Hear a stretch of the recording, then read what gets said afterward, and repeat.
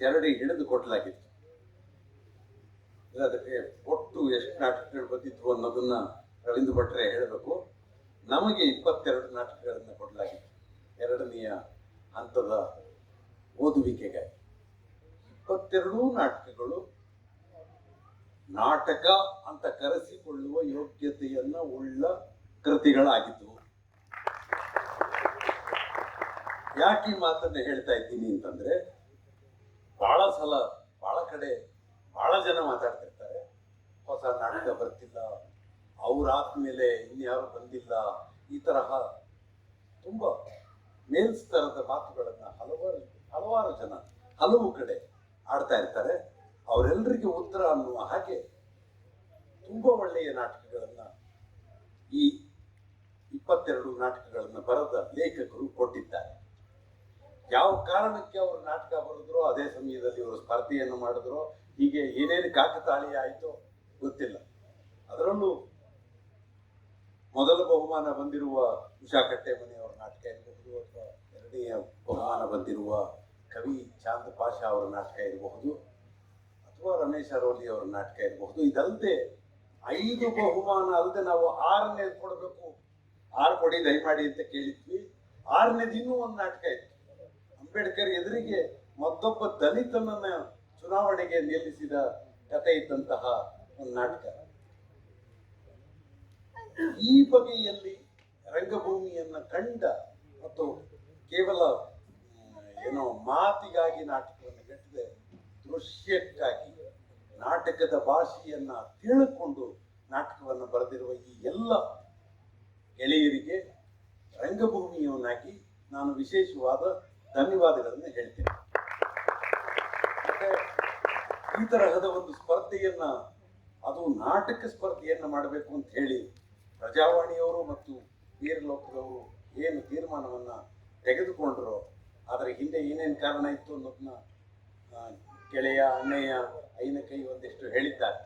ಆದರೆ ಅದೆಲ್ಲಕ್ಕಿಂತ ಮುಖ್ಯವಾಗಿ ಪ್ರಜಾವಾಣಿಯಂತಹ ಒಂದು ಪತ್ರಿಕೆ 60ರ ದಶಕದಲ್ಲಿ ಮಾಡಿದ ಕೆಲಸವನ್ನ ಮತ್ತೆ ಈಗ 2025ರಲ್ಲಿ ಮಾಡ್ತಿರೋದು ಮತ್ತು ಇದು ನಿರಂತರವಾಗಿರಲಿ ಅನ್ನೋದು ನನ್ನ ಬಯಕೆ ಅಂತ ಹೇಳ್ತಾ, ಯಾಕೆ ಇದು ನಿರಂತರವಾಗಿರ್ಬೇಕು, ಪ್ರತಿ ವರ್ಷ ಬರಬೇಕು ಅಂತಂದ್ರೆ, ಇವತ್ತು ನಾವು ಚರ್ಚೆ ಮಾಡಬೇಕಾದ ಸಿಕ್ಕಾಪಟ್ಟೆ ವಿಷಯಗಳಿದ್ದಾವೆ. ಇನ್ಫಾರ್ಮೇಶನ್ ಬಾಂಬ್ ಅನ್ನುವುದು ನಮ್ಮ ಫೇಸ್ಬುಕ್ ಅಲ್ಲೋ ಇನ್ಸ್ಟಾಗ್ರಾಮ್ನಲ್ಲೋ ಅದೆಷ್ಟು ಇನ್ಫಾರ್ಮೇಶನ್ ಬಾಂಬ್ ಇದೆ ಅಂತಂದ್ರೆ, ಆ ಬಾಂಬ್ಗಳನ್ನ ಮೀರಿ ಜನರಿಗೆ ಸತ್ಯವನ್ನು ತಿಳಿಸುವುದಕ್ಕೆ ಎಲ್ಲ ಮಾಧ್ಯಮಗಳನ್ನು ಸರಿಯಾಗಿ ತೊಡಗಿಸಿಕೊಳ್ಳಬಲ್ಲ ಜನ ಇವತ್ತಿನ ದೊಡ್ಡ ಅಗತ್ಯ. ಒಂದೇ ಎಲ್ಲೋ ಒಂದು ಏರೋಪ್ಲೇನು ಏನೋ ಒಂದು ಅಪಘಾತ ಆದ್ರೆ ನಮಗೆ ಬರುವ ಕಾನ್ಸ್ಪಿರಸಿ ಥಿಯರಿಗಳ ವಾಟ್ಸಪ್ಗಳನ್ನು ನೋಡ್ಬಿಟ್ರೆ ಗಾಬರಿ ಆಗುತ್ತೆ. ಇವರೆಲ್ಲರೂ ಇವರೇ ಫ್ಲೈಟ್ ನಡೆಸ್ತಿದ್ರೋ ಏನೋ ಅನ್ನುವಷ್ಟು ಕಾನ್ಸ್ಪಿರಸಿ ಥಿಯರಿಯನ್ನ ಇಟ್ಟು ಜನ ಮಾತಾಡುವ ಹಾಗಾಗಿದ್ದಾರೆ. ಇಂತಹ ಸಂದರ್ಭದಲ್ಲಿ ಜನರನ್ನ, ಅವರ ಆಲೋಚನೆಯ ಕ್ರಮವನ್ನ ತಿದ್ದುವ, ರೂಪಿಸುವ, ಮರಳಿ ಎಲ್ಲರನ್ನ ಮನುಷ್ಯರನ್ನಾಗಿ ಮಾಡುವ ಕೃತಿಗಳು ಕೇವಲ ನಾಟಕದಲ್ಲಿ ಮಾತ್ರ ಅಲ್ಲ, ಸಿನಿಮಾದಲ್ಲೂ ಬರಬೇಕಾಗ್ತದೆ. ಟೆಲಿವಿಷನ್ನಲ್ಲಂತೂ ಸಿಕ್ಕಾಪಟ್ಟೆ ದೊಡ್ಡ ಅಗತ್ಯ ಆಗಿದೆ. ಅಲ್ಲಿ ಪ್ರತಿ ಅತ್ತಿಯು ಪ್ರತಿ ಸೊಸೆಗೆ ವಿಷ ಕುಡಿಸುವುದನ್ನು ನೋಡುವುದನ್ನ ಇಲ್ಲಿರುವ ಯಾವ ಹೆಣ್ಣು ಮಕ್ಕಳು ಒಪ್ಪಕ್ಕೆ ಸಾಧ್ಯ ಇಲ್ಲ. ಆದ್ರೂ ನಾವೆಲ್ಲರೂ ನೋಡ್ತಾ ಇದ್ದೀವಿ, ಔಟ್ ನಂಬರ್ಗಳು ಬರ್ತಾ ಇದ್ದಾವೆ. ಇಂತಹ ಪರಿಸ್ಥಿತಿಯಲ್ಲಿ ಈ ತರಹದ ಹೊಸ ಪ್ರಯತ್ನಗಳು ಮತ್ತಾಗಬೇಕು. ಮತ್ತು ಅದಕ್ಕಾಗಿ ಸ್ಪರ್ಧೆಯ ಮೂಲಕ ಆಗ್ತದೋ, ಎಲ್ಲರೂ ಒಟ್ಟಿಗೆ ಸೇರಿ ಮಾತಾಡ್ತಾ ಹೊಸ ನಾಟಕ ಹುಟ್ಟುತ್ತೋ, ಹೇಗಾದ್ರೂ ಸರಿ ಹೊಸದು ಬರ್ತಾ ಇರುತ್ತೆ. ಬಂದದ್ದನ್ನು ಸ್ವೀಕರಿಸುವ ಮನಸ್ಸು ನಮಗಿರಬೇಕಷ್ಟೆ. ಯಾಕೆಂದ್ರೆ ಇದು ಸನಾತನ ಅಲ್ಲ, ನಿತ್ಯ ನೂತನ. ಪ್ರತಿ ದಿವಸ ಹೊಸ ನದಿ, ಹೊಸ ನೀರನ್ನು ತರ್ತಾನೆ ಇರುತ್ತೆ. ಹಾಗಾಗಿ ಒಂದು ವೇಳೆ ಈ ಮೂಲಕ ಇಂಥದ್ದೊಂದು ಸ್ಪರ್ಧೆಯನ್ನು ಮಾಡಿದ ವೀರಕ್ ಪುತ್ರ ಅವ್ರಿಗೆ, ನಮ್ಮ ರವೀಂದ್ರ ಭಟ್ ಅಣ್ಣ, ಪ್ರಜಾವಾಣಿಯ ರವೀಂದ್ರ ಭಟ್ ಐನಕೈ ಅವರಿಗೆ ಎಲ್ಲರ ಪರವಾಗಿ ಧನ್ಯವಾದಗಳನ್ನು ಹೇಳ್ತಾ, ನನಗೂ ನಾಟಕ ಓದುವ ಅವಕಾಶ ಮಾಡಿಕೊಟ್ಟಿದ್ದಕ್ಕೆ ಮತ್ತೊಮ್ಮೆ ಧನ್ಯವಾದ ಹೇಳ್ತಾ ನನ್ನ ಮಾತು ಮುಗಿಸ್ತೀನಿ.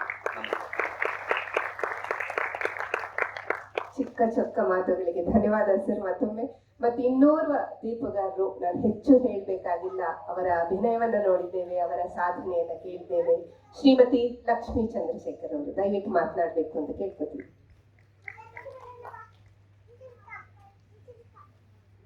ನಮಸ್ಕಾರ. ಹೇಳುವಂಥದ್ದು ಬೇಕಾದಷ್ಟಿದೆ, ಆದರೆ ಶ್ರೀನಿವಾಸ್ ಅವರು 2 ನಿಮಿಷ ಮಾತಾಡಿ ಅಂತ ಹೇಳಿದ್ದಾರೆ. ಅಷ್ಟರಲ್ಲಿ ಏನು ಸಾಧ್ಯನೋ ಹೇಳ್ತೀನಿ. ಜಗತ್ತಿನ ಎಲ್ಲ ಭಾಷೆಗಳಲ್ಲೂ ಅನೇಕ ಮಹಾನ್ ಲೇಖಕರು ನಾಟಕ ಬರೆಯೋ ಪ್ರಯತ್ನ ಮಾಡಿ ಸೋತಿದ್ದಾರೆ. ಯಾಕೆಂದರೆ ನಾಟಕ ಬರೆಯೋದು ಕವಿತೆ ಅಥವಾ ಕಥೆ ಕಾದಂಬರಿಗಳನ್ನು ಬರೆಯೋದು ಸುಲಭ ಅಲ್ಲ. ರಂಗದ ಒಳಗಿನ ಮಿತಿಯನ್ನು, ಚಾಲೆಂಜಸ್ನ ಅರ್ಥ ಮಾಡ್ಕೋಬೇಕು. ರಂಗಭೂಮಿಯನ್ನು ಒಳಗಿನಿಂದ ತಿಳ್ಕೊಂಡಿರ್ಬೇಕು.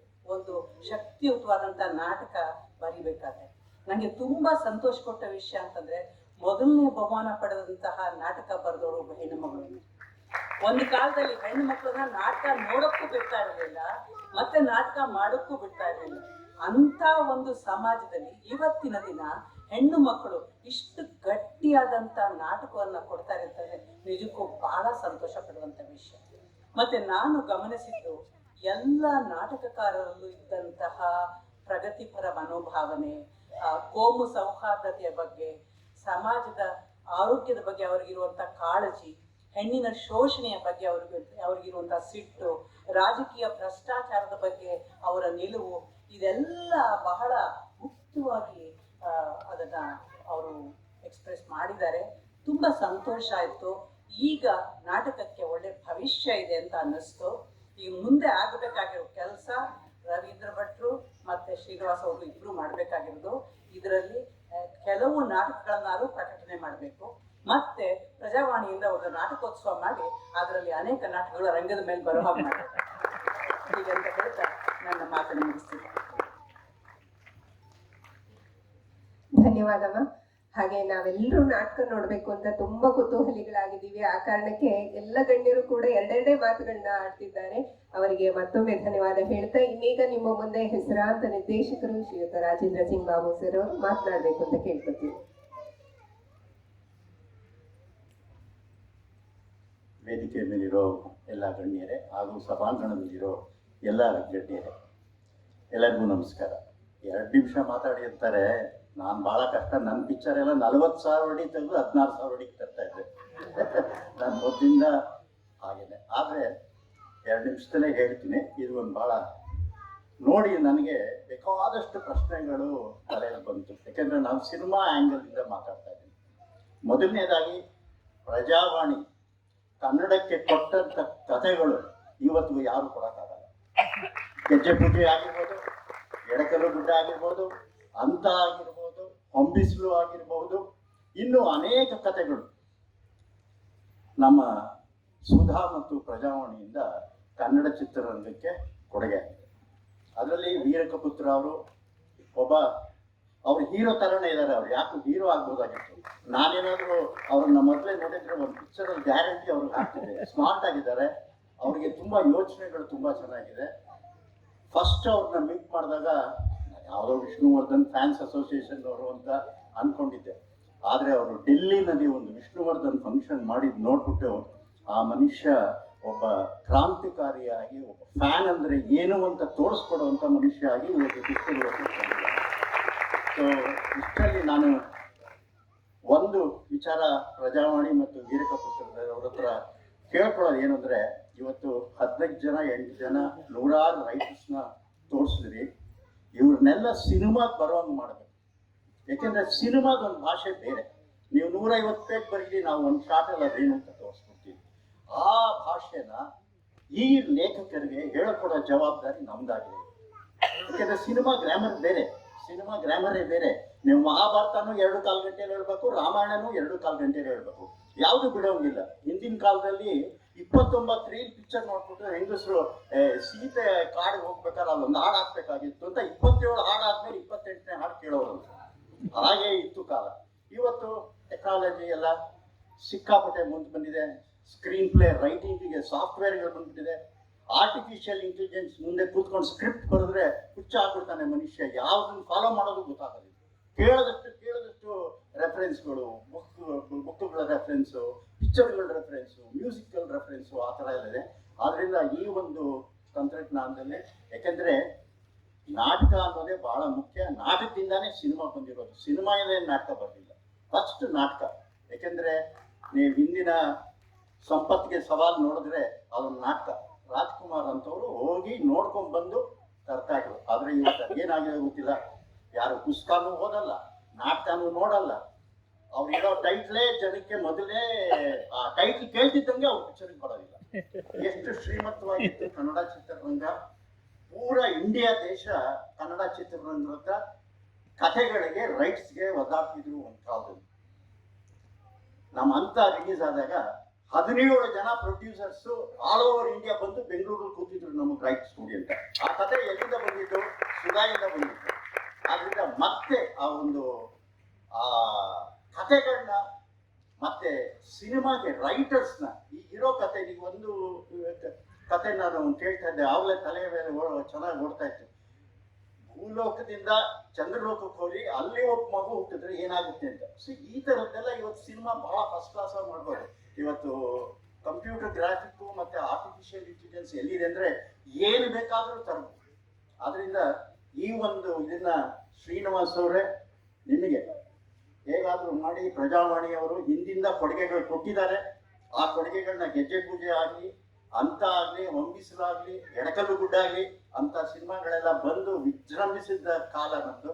ಮತ್ತೆ ಆ ಕಾಲನ, ಸುವರ್ಣ ಕಾಲನ ಯಾಕೆಂದ್ರೆ ಕತೆ ಓದಕ್ಕೆ ಯಾರು ಪುಸ್ತಕ ಇರೋಲ್ಲ. ನಮ್ಮ ಡೈರೆಕ್ಟರ್ಗಳು ಯಾವ ಕತೆ ಕೊಡಿ ಅವ್ರಿಗೆ, ಅವ್ರು ಥಿಂಕ್ ಮಾಡೋ ಇದೇ ಬೇರೆ. ಯಾಕೆಂದ್ರೆ ಕತೆ ಸಿನಿಮಾ ಗ್ರಾಮರ್ನೇ ಮರ್ತು ಬಿಟ್ಟಿದ್ದಾರೆ. ಎಲ್ಲ ಯೂಟ್ಯೂಬ್ ತರ ಬಂದ್ಬಿಟ್ಟಿದ್ದಾರೆ. 3 ನಿಮಿಷ, 5 ನಿಮಿಷ, 2 ನಿಮಿಷ ಒಂದು ಕ್ಯಾರೆಕ್ಟರ್ ಡೆವಲಪ್ಮೆಂಟ್ ಏನು, ಸೀನ್ ಡೆವಲಪ್ಮೆಂಟ್ ಏನು, ಹೊಸ ವಿಷಯ ಏನು ತಗೊಳ್ಳೋಣ. ಟೆಲಿವಿಷನ್ ಅಷ್ಟೇ, ಈಗ ಸುರೇಶ್ ಅವ್ರು ಹೇಳೋದಂಗೆ ಬರೀ ಅತ್ತೆ ಸೊಸೆ ಬಿಟ್ಟರೆ ಇನ್ಯಾವುದೂ ಇಲ್ಲ. ನಾವು ಮೊನ್ನೆ ಹೀಗೆ ನಾವು ಒಂದು 8 ಜನ ಡೈರೆಕ್ಟರ್ಸ್ ಸೇರಿ ಈ ನೆಟ್ಫ್ಲಿಕ್ಸ್ನವರು ಸೌತ್ ಇಂಡಿಯನ್ ಕಥೆನೇ ಬೇಡ ಅವ್ರಿಗೆ ಬೇಕಾಗಿರೋದು ಬರೀ ನಾರ್ತ್ ಇಂಡಿಯನ್ ಸಬ್ಜೆಕ್ಟು, ಯಾವುದೋ ಫಾರಿನ್ ತಗೊಂಡ್ಬಂದು ನಮ್ಮ ತಲೆ ಮೇಲೆ ಅದನ್ನ ಡಬ್ ಮಾಡಿ ನಮ್ಮ ತಲೆ ಮೇಲೆ ಹಾಕಿ ನಮ್ಮ ಕಲ್ಚರು, ನಮ್ಮ ಸಂಸ್ಕೃತಿ, ನಮ್ಮ ಯಾವುದೇ ಪುಸ್ತಕ ಆಗಲಿ, ಟ್ರೂ ಹಿಸ್ಟ್ರಿ ಆಗಲಿ ಅವ್ರಿಗೆ ಬೇಕಾಗಿಲ್ಲ. ಅದಕ್ಕೋಸ್ಕರ ನಾವು ಪರಮೇಶ್ವರ್ ಅವ್ರನ್ನ ಮೀಟ್ ಮಾಡಿ ನೆಟ್ಫ್ಲಿಕ್ಸ್ನವ್ರಿಗೆ 2.5 ಕೋಟಿ ಜನ ಸಬ್ಸ್ಕ್ರೈಬರ್ಸ್ ಕನ್ನಡದಿಂದ ಬೇಕು, ಕನ್ನಡ ಚಿತ್ರ ಯಾಕೆ ತಗೊಳ್ಳಲ್ಲ, ಅದನ್ನ ಯಾತಕ್ಕೆ ಬ್ಯಾನ್ ಮಾಡಬಹುದು ಅಂತ ಒಂದು ಪ್ರಪೋಸಲ್ ಇಟ್ಟಿದ್ದೀವಿ. ಯಾಕೆಂದ್ರೆ ಜಯಲಲಿತಾ ಇದೇ ತರ ಏರ್ಟೆಲ್ನವರು ಏನೋ ತಲೆ ಪ್ರತಿಷ್ಠೆ ಮಾಡಿದ್ರು. ಆಕೆ ಹೇಳಲು ಬ್ಲಾಕ್ ಮಾಡು ಯಾವ ಏರ್ಟೆಲ್ ಕನೆಕ್ಷನ್ನೇ ಕೊಡಬೇಡಿ ಅಂತ. ಅದೇ ರೀತಿ ಪರಮೇಶ್ವರ್ ಅವ್ರಿಗೆ ನಾವು ನಾನು ಗಿರೀಶ್ ಕಾಸರವಳ್ಳಿ, ಬರಗೂರು ರಾಮಚಂದ್ರಪ್ಪ, ಶೇಷಾದ್ರಿ ಎಲ್ಲ ಈ ಥರ ಸೇರಿ 10 ಜನ ಒಂದು ಮೀಟಿಂಗ್ನ ರೆಡಿ ಮಾಡ್ತಾ ಇದ್ದೀವಿ. ಆದ್ರಿಂದ ಈ ಥರ ಕಥೆಗಳನ್ನ ಯಾವ ಥರ ಸಿನಿಮಾಗೆ ಬಳಸಬೇಕು ಅನ್ನೋದನ್ನ ಬಹಳ ಮುಖ್ಯವಾಗಿ, ಯಾಕೆಂದ್ರೆ ಇವತ್ತು ಕನ್ನಡ ಚಿತ್ರರಂಗಕ್ಕೆ ಒಂದು ಇಂಟೆನ್ಸಿವ್ ಕೇರ್ನಲ್ಲಿ ಆಕ್ಸಿಜನ್ನಲ್ಲಿ ಬದುಕ್ತಾ ಇದೆ. ಈಗಾಗಲೇ ಭೋಜ್ಪುರಿ, ರಾಜಸ್ಥಾನಿ, ಗುಜರಾತಿ ಇವೆಲ್ಲ ಸಿನಿಮಾಗಳು ಮುಚ್ಚೋಗ್ಬಿಟ್ಟಿದೆ. ದಿ ಎಂಡ್ ಹಾಕಿ ಬಾರ್ಲ್ ಹಾಕಿ ಲಾಕ್ ಹಾಕ್ಬಿಟ್ಟಿದ್ದಾರೆ. ಆದ್ರಿಂದ ನಮ್ದು ಅದು ಆಗೋದು ಬೇಡ ಅಂತ ಹೇಳಿ ನಾವು ನಿಜವಾಗ್ಲೂ ಪ್ರತಿಯೊಬ್ಬರು ಕತೆ ಬಹಳ important, content is very important. ಅದ್ರ ಕಂಟೆಂಟ್ ಮುಂದೆ ಯಾವುದೂ ಇಲ್ಲವೇ ಇಲ್ಲ. ಯಾಕೆಂದ್ರೆ ಒಂದು ಉದಾಹರಣೆ ಕೊಡ್ತೀನಿ. ನಾನು ನಿನ್ನೆ ಲಾರೆನ್ಸ್ ಆಫ್ ಅರೇಬಿಯಾ ಹೇಗೆ ಮಾಡಿದ್ರು ಅಂತ ಒಂದು ಚಿಕ್ಕ ಉದಾಹರಣೆ. ಆ ಪುಸ್ತಕ ಪಬ್ಲಿಷ್ ಆದಾಗ ಎಂಟೈರ್ ವರ್ಲ್ಡೇ ಆ ರೈಟ್ ಹತ್ರ ಹೋಗಿತ್ತು. ಲಾರೆನ್ಸ್ ಆಫ್ ಅರೇಬಿಯಾ ನಮಗ್ ಕೊಡಿ ಅಂತ. ಅವ್ರ ಕಂಡೀಷನ್ಸ್ ಕೇಳ್ಬಿಟ್ಟು ಯಾರು ಪಿಕ್ಚರೇ ಪ್ರೊಡ್ಯೂಸ್ ಮಾಡಲಿಲ್ಲ. 8 ಜನ, ಅಲೆಕ್ಸಾಂಡರ್ ಕೊರಡಾ ಅಂತವರು, ಪ್ಯಾರಾಮೌಂಟ್ನವರು, 20th ಸೆಂಚುರಿ ಫಾಕ್ಸ್ನವ್ರು ಎಲ್ಲರೂ ಅವರು ಕೆಲವು ಕಂಡೀಷನ್ಸ್ ಇಟ್ಟಿದ್ರಂತೆ. ಅದಕ್ಕೋಸ್ಕರ ಅವ್ರು ಕೊಡ್ಲಿಲ್ಲ. ಕೊನೆಗೆ ಲಾರೆನ್ಸು ಸತ್ತೋಗ್ಬಿಟ್ರು, ಆ ರೈಟ್ರು ಸತ್ತೋಗ್ಬಿಟ್ರು. ಲಾರೆನ್ಸ್ ಅವ್ರ ಬ್ರದರ್, ನಮ್ಮ ಅಣ್ಣ ತಪ್ಪು ಥಿಂಕ್ ಮಾಡಿದ್ದು ಅಂತ ಹೇಳಿ ಅದನ್ನ ರೈಟ್ಸ್ ಡೇವಿಡ್ ಲೀನ್ ಕೊಟ್ಟರು. ಆ ಪಿಕ್ಚರ್ ಲಾರೆನ್ಸ್ ಆಫ್ ಅರೇಬಿಯಾ ಆಯ್ತು. 6 ಆಸ್ಕಾರ್ ಬಂತು.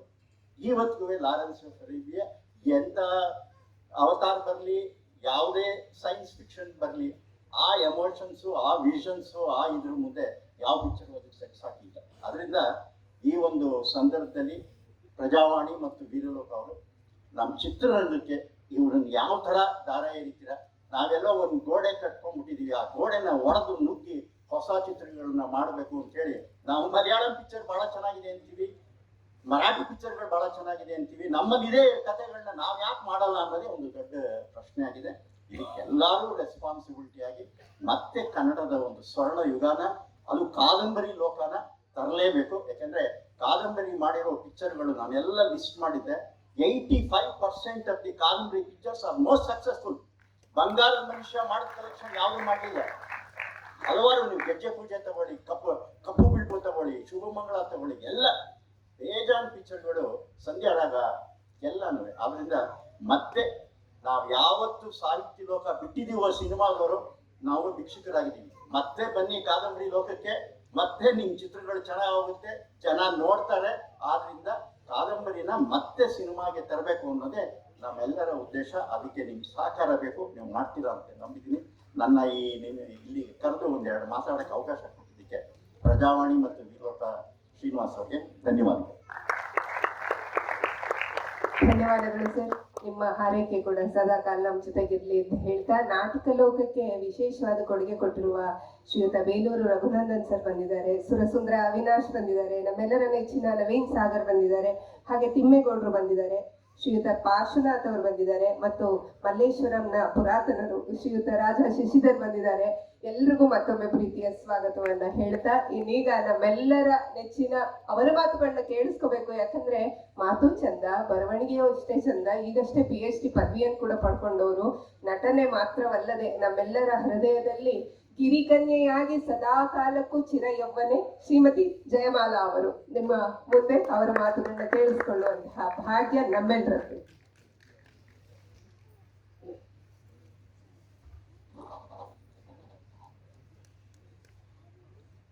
ವೇದಿಕೆಯ ಮುಂದೆ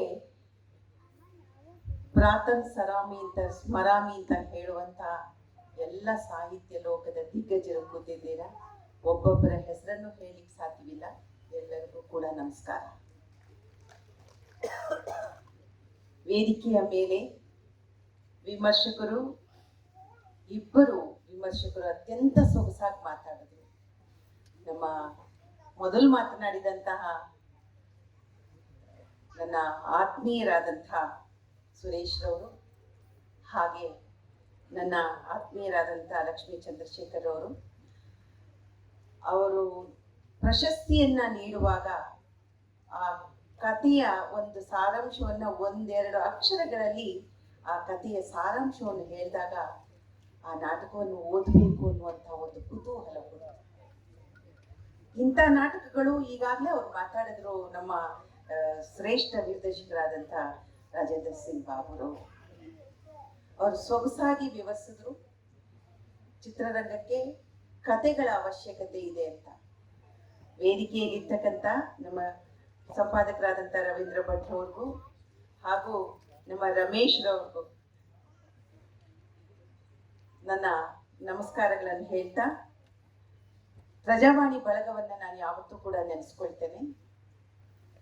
ಇವತ್ತು ಈ ಜಾಗದಲ್ಲಿ ನಿಂತಾಗ ನಮಗೆ ಪ್ರಜಾವಾಣಿ ಪ್ರಜೆಗಳ ಧ್ವನಿ, ಅದು ಒಂದು ಸಾಂಸ್ಕೃತಿಕ ಲೋಕದ ಧ್ವನಿಯಾಗಿ, ರಾಯಭಾರಿಯಾಗಿ ಅದರ ಸಂಪೂರ್ಣವಾದಂತಹ ಜವಾಬ್ದಾರಿಯನ್ನ ಅರ್ಥ ಮಾಡಿಕೊಂಡು ಆ ಪ್ರಜಾವಾಣಿ ಇವತ್ತಿಗೂ ಕೂಡ 48ರಿಂದ ಈ ದಿನದವರೆಗೂ ಅದರ ಜವಾಬ್ದಾರಿನ ಅದು ನಿರ್ವಹಿಸ್ತಾ ಬಂದಿದೆ. ಆ ಸಂಸ್ಥೆಗೆ ನಿಜಕ್ಕೂ ನಾನು ನಮಸ್ಕಾರಗಳನ್ನು ಹೇಳ್ತೇನೆ. ಆ ದಿನಗಳಲ್ಲಿ ಪ್ರಜಾವಾಣಿ ಬರುವಾಗ ಈ ವಿಶೇಷಾಂಕಗಳು ಜಾಸ್ತಿ ಬರ್ತಿದ್ವು. ಅದು ದೀಪಾವಳಿ ವಿಶೇಷಾಂಕ ಇರ್ಬೋದು, ಯುಗಾದಿ ವಿಶೇಷಾಂಕ ಇರ್ಬೋದು. ಆದರೆ ಎಂಥ ಒಂದು ಕುತೂಹಲಗಳು ಅದರಲ್ಲಿ ಹುಟ್ಟಿಸ್ತಿತ್ತು ಅಂದರೆ, ಪ್ರತಿ ಕ್ಷೇತ್ರದ ವಿವರಣೆಗಳು ನಾವಲ್ಲಿ ನೋಡ್ಬೋದು. ರಾಜಕೀಯ ವಿಶ್ಲೇಷಣೆಗಳಿರ್ಬೋದು, ಕ್ರೀಡೆಯ ಬಗ್ಗೆ ವಿವರಗಳಿರ್ಬೋದು, ಅಥವಾ ಯಾವುದೇ ವೃತ್ತಿ ಸಂಬಂಧ ಇರ್ಬೋದು, ಭೂಮಿಯಲ್ಲಿರ್ತಕ್ಕಂಥ ಪಾತಾಳದಿಂದ ಹಿಡಿದು ಮೇಲ್ಲೋಕದವರೆಗೂ, ಪ್ರಾಣಿ ಪ್ರೀತಿಯಿಂದ ಹಿಡಿದು ಪ್ರತಿ ಒಂದು ಕ್ಷೇತ್ರದ ಬಗ್ಗೆ ಯಾವುದಾದ್ರೂ ಒಂದು ಲೇಖನಗಳು, ಒಂದು ವಿಮರ್ಶೆಗಳು ಅಲ್ಲಿ ಇರ್ತಾ ಇದ್ವು. ಅವುಗಳನ್ನೆಲ್ಲ ನಾವು ನೋಡಿ ಬೆಳೆದಿದ್ದೀವಿ. ಆದರೆ ಇವತ್ತಿಗೂ ಕೂಡ ಕೋಟ್ಯಾಂತರ ರೂಪಾಯಿ ದುಡ್ಡು ಪ್ರಜಾವಾಣಿಯಲ್ಲಿ ಇದ್ರೂ ಕೂಡ ಠೇವಣಿ ಇಡ್ಬೋದಾಗಿತ್ತು. ಆದರೆ ಅವರು ಈ ಸಾಂಸ್ಕೃತಿಕ ಜವಾಬ್ದಾರಿಯನ್ನು ನಿರ್ವಹಿಸಿದ ರೀತಿ ನನಗೆ ಅತ್ಯಂತ ಖುಷಿಯನ್ನು ತಂದುಕೊಟ್ಟಿದೆ. ಅವ್ರು ಬೆಳೆದು ಬಂದ ರೀತಿ. ಸರ್, ನಾವು ನಿಮ್ಮಲ್ಲಿ ಇನ್ನೂ ಕೂಡ ಒಂದು ಹೇಳ್ತೀನಿ, ನೀವು ಯಾವುದೇ ಕೆಲಸವನ್ನ ಇವತ್ತಿನ ರಂಗಭೂಮಿಯ ಬಗ್ಗೆ ಇರ್ಬೋದು, ಸಿನಿಮಾ ಇರ್ಬೋದು, ಸಾಂಸ್ಕೃತಿಕ ಲೋಕದ ಯಾವುದೇ ಕ್ಷೇತ್ರ ಇರ್ಬೋದು, ಅದಕ್ಕೆ ಸಂಬಂಧಪಟ್ಟಂತಹ ಕೆಲಸಗಳನ್ನ ತಾವು ಬಿಡದೆ ನಿರ್ವಹಿಸ್ಬೇಕು ಅಂತ ಹೇಳ್ಬಿಟ್ಟು ಇದು ನನ್ನ ಆಸೆ. ಯಾಕಂದ್ರೆ ತಾವು ನಿರ್ವಹಿಸಬಲ್ರಿ. ಇದನ್ನ ಹೇಳ್ತಾ ನನಗೆ ಖುಷಿ ಆಗೋದೇನಂದ್ರೆ ನಮ್ಮ ವೀರಲೋಕ ಶ್ರೀನಿವಾಸರವ್ರ ಬಗ್ಗೆ ನನಗೆ ಅತ್ಯಂತ ಗೌರವ. ಒಂದು ಪುಸ್ತಕವನ್ನ ತಂದ್ರು. ಬಾಬು, ನಾನು ತಮಗೂ ಇವರು ಸುರೇಶ್ ರವ್ರಿಗೂ ಹೇಳ್ತೀನಿ, ಪುಸ್ತಕ ಪ್ರೀತಿ ನಮ್ಮಲ್ಲಿ ಹೇಗಿದೆ ಅಂತಂದ್ರೆ, ಒಂದು ಚರ್ಚೆಯನ್ನು ಮಾಡುವಾಗ ಸಿನಿಮಾದವರು ತಯಾರಿಸಿದಂತ ಪುಸ್ತಕವನ್ನ ನಾವು ಕೊಂಡ್ಕೋಬೇಕು, ಅದನ್ನೆಲ್ಲರೂ ಕೊಂಡ್ಕೊಳ್ಳಿ ಅಂತ ಹೇಳುವಾಗ ಅದಕ್ಕೆ ಸಿಕ್ಕಂತ ಪ್ರತಿಕ್ರಿಯೆ ಇದೆ ಅಲ್ಲ, ಅದು ಎಲ್ಲೋ ಒಂದು ಕಡೆ ಹೊರಗಡೆ ಮಾತನಾಡೋ ಜನನೇ ಬೇರೆ, ಆದ್ರೆ ಒಳಗಿಂದ ಎಷ್ಟು ಟೊಳ್ಳಾಗಿರುತ್ತೆ ಇವರ ಧ್ವನಿಗಳು ಅನ್ನೋದು ನಮ್ಗಲ್ಲಿ ಗೊತ್ತಾಗ್ತಾ ಹೋಗುತ್ತೆ. ಪಾರ್ವತಮ್ಮ ರಾಜ್ಕುಮಾರ್ ಅವ್ರನ್ನ ನಾನು ಈ ಕ್ಷಣದಲ್ಲಿ ನೆನೆಸ್ಕೊಳ್ತೇನೆ.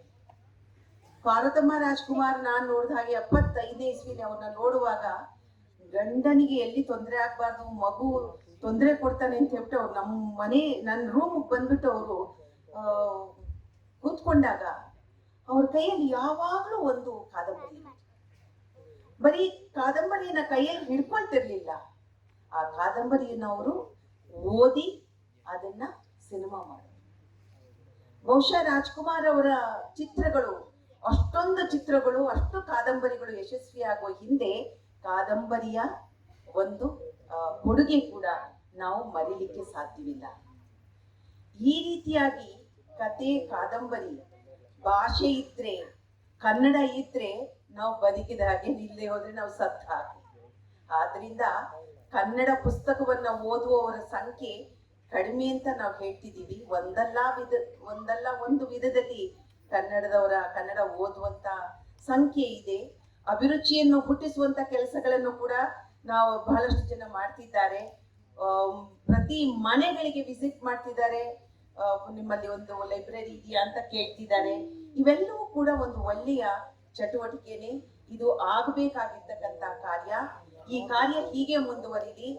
ಒಂದಂತೂ ಸಂತೋಷವಾಯಿತು, 8 ಪುಸ್ತಕವನ್ನ ಇವತ್ತು ಈಗಾಗಲೇ ಈ ಕಾರ್ಯಕ್ರಮದ ಮೊದಲು ನಮ್ಮ ಹಂಪ ನಾಗರಾಜಯ್ಯ ಸಾಹೇಬರು ಮತ್ತೆ ಮೋಹನ್ ಅವರು ಇಲ್ಲಿ ಆ ಪುಸ್ತಕವನ್ನ ಬಿಡುಗಡೆ ಮಾಡಿ ಅವರ ಬಗ್ಗೆ ನಮಗೆ ಅಷ್ಟೊಂದು ಖುಷಿಯಾಗೋ ರೀತಿಯಲ್ಲಿ ಆ ಕಥೆಯನ್ನ ಅವರು ಬಿಡಿಸಿ ಹೇಳಿದ ರೀತಿ, ಹೇಗೆ ಆ ಕಾದಂಬರಿಯನ್ನ ನಾನು ತಂದೆ ಅನ್ನೋದನ್ನ ಅವ್ರು ಹೇಳಿದ ರೀತಿಗಳನ್ನ ನಾನು ನೋಡಿದಾಗ, ಪುಸ್ತಕಗಳು ಕೂಡ ಈ ರೀತಿಯಾಗಿ ವೈಭವೀಕರಿಸಿ ತುಂಬಾ ಖುಷಿ ಆಗುವ ಹಾಗೆ, ಜನರಿಗೆ ರೀಚ್ ಆಗುವ ಹಾಗೆ, ಪುಸ್ತಕ ಬರೆಯೋದು ದೊಡ್ಡದಲ್ಲ, ಪುಸ್ತಕನ ರೀಚ್ ಮಾಡಿಸೋದು ತುಂಬಾ ದೊಡ್ಡ ಕೆಲಸ.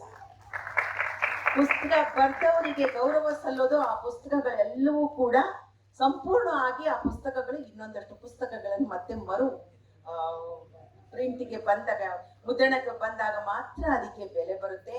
ನಾನು ಎಲ್ಲರಲ್ಲೂ ಕೇಳೋದಿಷ್ಟೇ, ಪುಸ್ತಕಗಳ ಪ್ರೀತಿಯನ್ನ ಮಕ್ಕಳಿಂದ ಹಿರಿಯರವರೆಗೂ ಅದನ್ನ ಹುಟ್ಟಿಸಿ, ಅರ್ಧ ಗಂಟೆ ಪುಸ್ತಕವನ್ನ ಓದೋದನ್ನ, ಆ ಪುಸ್ತಕ ಯಾವ ರೀತಿ ಓದಬೇಕು, ಹೇಗೆ ಅರ್ಥ ಮಾಡ್ಕೋಬೇಕು ಅನ್ನೋದ್ರ ಬಗ್ಗೆ ಎಲ್ಲರಿಗೂ ತಿಳಿ ಹೇಳಿ, ಇಂಥ ಒಂದು ಕಲ್ಚರ್ ಇಂದ ಆ ಸಂಸ್ಕೃತಿನೇ ಮುಂದೆ ನಮ್ಮ ಮಕ್ಕಳಿಗೆ ಒಂದು ಬಹಳ ದೊಡ್ಡ ಅಡಿಗಲ್ಲನ್ನ ಹಾಕೊಡುತ್ತೆ ಅಂತ ಹೇಳ್ತಾ, ಇಂಥ ಸುಂದರವಾದ ಕಾರ್ಯಕ್ರಮಕ್ಕೆ, ಅರ್ಥಗರ್ಭಿತವಾದಂತಹ ಕಾರ್ಯಕ್ರಮಕ್ಕೆ ನನಗೆ ಇಲ್ಲಿ ಬಂದು ನಿಂತು ಮಾತಾಡ್ಲಿಕ್ಕೆ ಅವಕಾಶ ಮಾಡಿಕೊಟ್ಟಂತ ಪ್ರಜಾವಾಣಿ ಹಾಗೂ ವೀರಪುತ್ರ ಶ್ರೀನಿವಾಸರವರಿಗೆ ನನ್ನ ಹೃತ್ಪೂರ್ವಕವಾದಂತಹ ಅಭಿನಂದನೆ ಹೇಳ್ತೀನಿ. ತಾವು ಇಷ್ಟೊಂದು ಪುಸ್ತಕಗಳು ತರ್ತಿದ್ದೀರಾ, ನಿಮಗೆ ಒಳ್ಳೇದಾಗುತ್ತೆ. ಯಾಕೆಂದ್ರೆ ಇಷ್ಟೊಂದು ಮನಸ್ಸುಗಳ ಆಶೀರ್ವಾದ ನಿಮಗೆ ಖಂಡಿತವಾಗ್ಲೂ ಸಿಕ್ಕುತ್ತೆ. ಒಳ್ಳೇದಾಗಲಿ ಅಂತ ಹೇಳ್ತಾ ನನ್ನ ಮಾತನ್ನು ಕೇಳಿದ ಎಲ್ಲರಿಗೂ ಕೂಡ ನಮಸ್ಕಾರ. ತುಂಬಾ ಪ್ರೀತಿಯ ಧನ್ಯವಾದಗಳು ಮೇಡಮ್. ಸದಾಕಾಲ